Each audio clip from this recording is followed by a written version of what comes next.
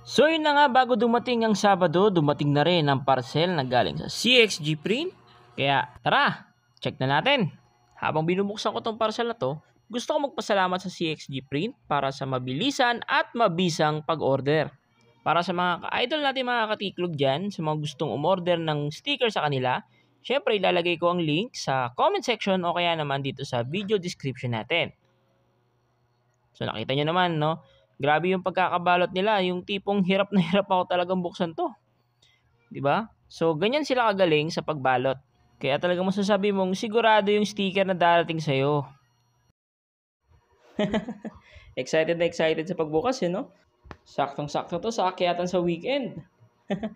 Tingnan mo, may pa-sticker pa si CXG. Nice, ang ganda oh. Parang naka-hologram. Ang galing. Salamat ulit, CXG. Astig. Yan. Gaya nga ng sinabi ko, mga katiklog, nasa link natin yung page po ni CXG Print.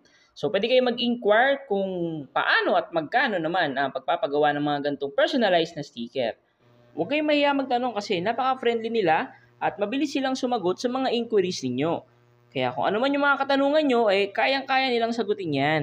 Yan, kita nyo naman, mga katiklog, na napaka-quality nung sticker na ginawa nila. Yan, solid, astig.